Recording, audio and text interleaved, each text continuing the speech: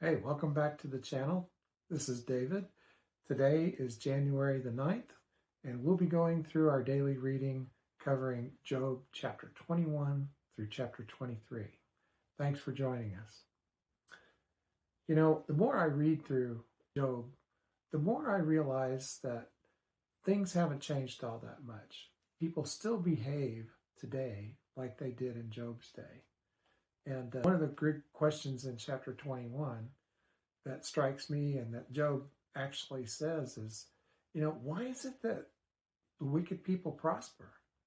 I mean, we've all thought that before. We see crooked politicians or these highfalutin Hollywood stars and whatever that do these decadent behaviors, or these, rap stars that get into all kinds of trouble in the news and everything, and yet nothing seems to stick to them. They always come out smelling like a rose and continue their decadent behavior and prosper. Well, that's Job was pointing out that happened back then. So he was kind of directly confronting his friends who were saying, wicked people always get their just desserts in the end. And Job was saying, well, apparently in their lifetime, that may not be so. That may be true in eternity, but it may not be evident in the way they live, because he even points out in one case here that these people have no need for God. They've got everything they want. Why would they even turn to him? And I suspect that's true even today of people that fall into that same kind of category. And Eliphaz in chapter 22, he contends on with this diatribe about Job's wickedness, that he has to be a wicked person or God wouldn't be causing the suffering to happen to him, and that he must be more wicked than some other people because of that. But it's not just the fact that he accuses him of being wicked as he did in prior chapters. This time he's gone a step further. This time he's not just accusing him, he's actually making up what I would perceive as lies about him. I mean, he says, the widows came to your door and you turned them away. You prospered because you stole land from other poorer men. You've done shady dealings with people. You've done all these corrupted, wicked, and evil things to get where you are. If you'll just repent and make those things right, maybe God will restore you. That seems to be the gist of it.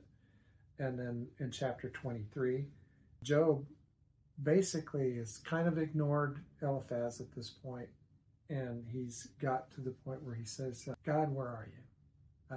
If I could just find you, I would plead my case to you. I would show you that I'm an upright man still, that I'm not wicked like these friends have said, and I'm not an evildoer. I've kept your word. I have followed your statutes. I've done all of these things. In fact, one of the most powerful parts here is in 23, verse 11.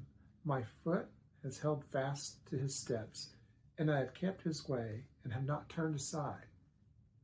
I have not departed from the commandment of his lips, and I have treasured his words in my mouth more than my portion of my food.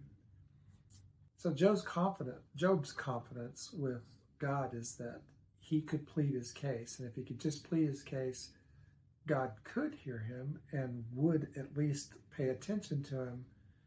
But Job also knows that that's not a guarantee that anything would change. But he knows that even though this is happening to him now, God does have a purpose.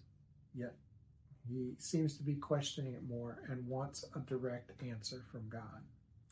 And that's where we're going to end today with Job. I just want to challenge you with this. We have all wondered these same things. We have all talked among friends and pondered, why do wicked people prosper, it seems. And if I could just appeal to God about this, maybe he would change something. There's nothing new under heaven, folks. All this has happened in the past, and this is how people dealt with issues, and we're still doing that today. Let's just make it a point that we take our appeals to God in the proper way, and that we listen to what he says and filter your counsel. And it's not always wise, as we've seen in Job so far. So thank you for joining me today.